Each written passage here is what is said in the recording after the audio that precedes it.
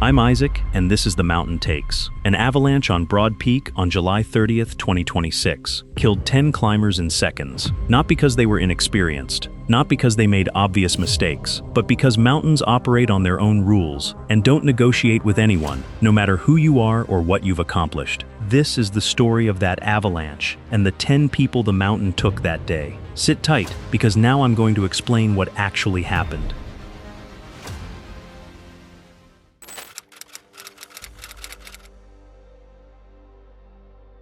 Broad Peak stands at 8,051 meters in Pakistan's Karakoram range. It is the 12th highest mountain on Earth. It is also one of the deadliest. The summit ridge is long. The snow conditions are unpredictable. The upper slopes are steep. Avalanche danger is constant. For decades, climbers have come to Broad Peak knowing that summiting this mountain is fundamentally different from summiting lower peaks. Broad Peak doesn't care about your resume. Broad Peak doesn't care about your achievements. Broad Peak only cares about whether you can survive long enough to get back down. In July 2026, multiple expeditions were attempting Broad Peak simultaneously. Teams from different countries, teams with different goals, teams with different levels of experience. Among them was an expedition led by Nirmal Purja, a mountaineer whose name is synonymous with extreme mountaineering achievement. Nirmal Purja, known as Nims, held the world record for the fastest ascent of all 14 8,000ers. He had completed all 14 peaks in approximately 7 months. He was now attempting something even more ambitious, to become the first person to summit all 14 8,000ers 3 times. He was also attempting to climb all 14 twice without supplemental oxygen.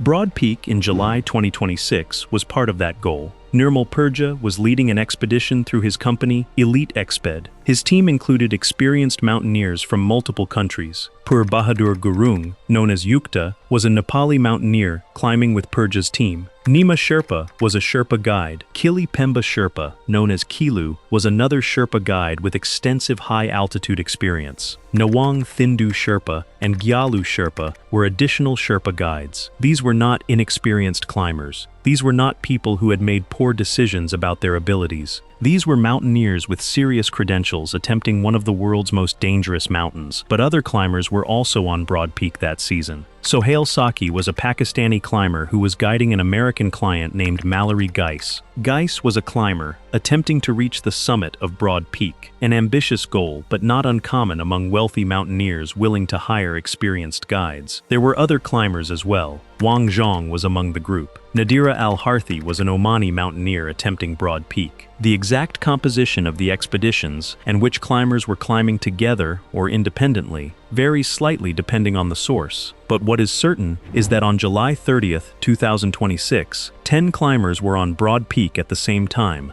moving through the same sections of the mountain. The climbing season in July 2026 had been challenging. Weather windows had been unpredictable. Snow conditions had been unstable. Multiple teams had decided to wait for better conditions or had turned back. But July 30 appeared to present an opportunity. Weather forecasts suggested a workable window. Teams began moving towards summit attempts. Climbers at base camp were organizing their pushes to higher camps. The plan for many teams was to move from Camp 2 to Camp 3, rest there, and then push for the summit on July 31st. This is standard protocol on Broad Peak. Climbers need to be positioned at higher camps to take advantage of brief weather windows. On the morning of July 30th, 2026, climbers were moving between Camp 2 and Camp 3. This section of Broad Peak is known as one of the most avalanche-prone areas on the mountain. The slope between these camps is steep. Snow accumulates unpredictably. Serac formations hang above portions of the route. The terrain is objectively dangerous, not because climbers are making bad decisions, but because the mountain is inherently hazardous in this section. At approximately 9:20 a.m. on July 30th, conditions changed dramatically.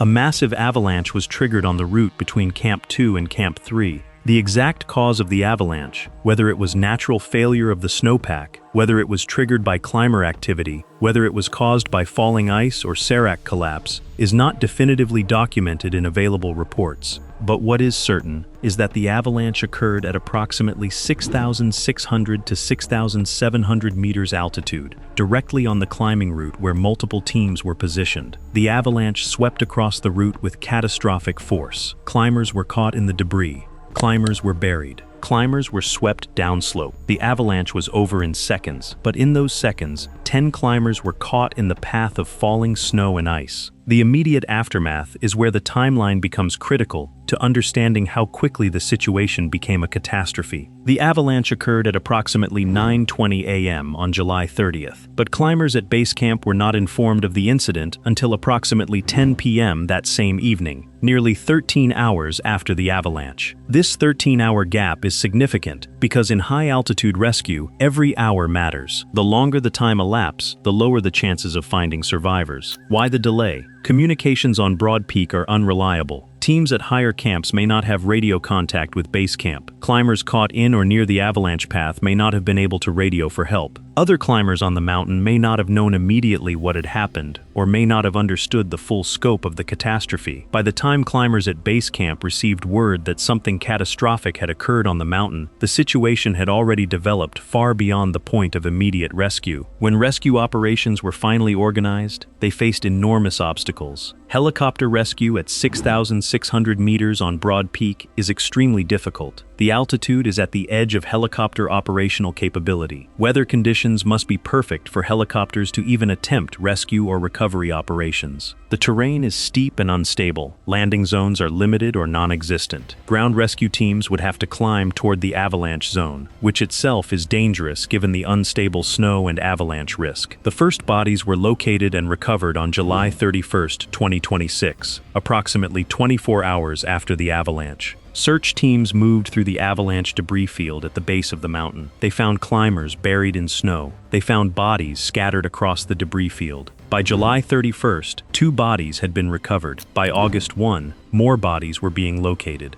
Drones flew over the avalanche site to attempt to identify and locate bodies. Aerial footage was provided to rescue teams to help coordinate ground recovery efforts. The identification process was complicated by the conditions at high altitude, the severity of injuries, and the time that had elapsed since the avalanche. But gradually, over several days of recovery operations, all 10 bodies were located and identified. The 10 climbers who died in the Broad Peak avalanche on July 30th, 2026 were Nirmal Purja, Pur Bahadur Gurung, Nima Sherpa, Nadhira Al Harthy, Kili Pemba Sherpa, Nawang Thindu Sherpa, Gyalu Sherpa, Sohail Sakhi, Mallory Geis, and Wang Zhong. The death of Nirmal Purja received international attention because of his prominence in mountaineering. Purja held records that no other mountaineer had achieved. His death made international news. Major publications covered the story. The climbing community mourned the loss of someone who had pushed the boundaries of what seemed possible on mountains. But while Purja's death received attention, the deaths of the other 9 climbers, the Sherpas who were doing the essential work of carrying loads and fixing ropes, the guides who were supporting clients, the clients themselves who had come to Broad Peak with their own dreams and goals, those deaths received less international attention. This is significant because Broad Peak killed 10 people, not 1 person. The avalanche didn't distinguish between famous mountaineers and unknown climbers. The avalanche didn't distinguish between Sherpas and Western clients. The avalanche treated all 10 with identical brutality. All 10 were buried, all 10 were killed. All 10 left families who would never see them again. The investigation into why the avalanche occurred focused on several factors. Broad Peak's snow conditions in July 2026 had been noted as unstable by multiple expeditions. Heavy snowfall earlier in the season had loaded the slopes. Wind had created uneven snow distribution. There were weak layers in the snowpack,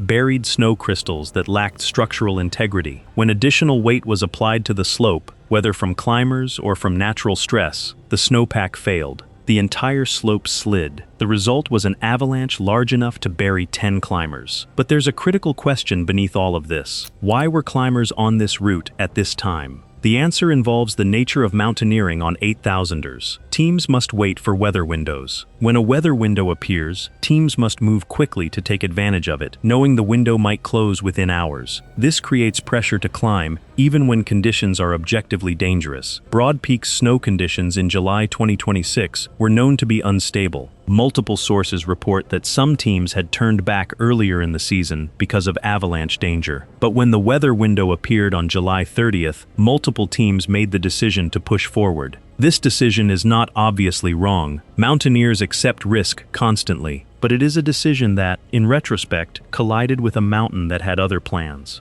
The aftermath of the avalanche extended far beyond July 30th. Rescue operations continued for days. Bodies were recovered and transported back to base camp. Families of the deceased were notified. Expedition companies released statements. The climbing community began processing what had happened. Questions emerged about whether the route should have been considered safer than it was, whether teams should have waited for different conditions, whether more could have been done to predict or prevent the avalanche. But here's the reality that mountains constantly demonstrate. Avalanches are not always predictable. Snow conditions can change rapidly. Weather windows can close faster than expected. Teams can make reasonable decisions based on available information and still encounter catastrophe. 10 climbers on Broad Peak on July 30th, 2026, made decisions that seemed reasonable at the time. They were climbing with experienced guides. They were moving through a standard climbing route. They were attempting to take advantage of a weather window that had appeared. And then, in seconds, an avalanche changed everything. The Broad Peak avalanche of July 30th, 2026, is a reminder of something mountaineers know but often don't say. Mountains kill. They kill experienced climbers and inexperienced climbers. They kill famous mountaineers and unknown guides. They kill people attempting their first 8,000er and people attempting their third lap around all 14 peaks. The Karakoram doesn't care about your resume. Broad Peak doesn't care about your achievements. The mountain operates by physical laws that do not negotiate with human ambition. Nirmal Purja's death ended the life of a mountaineer who had achieved more on mountains than almost anyone in history. But it also ended the lives of 9 other people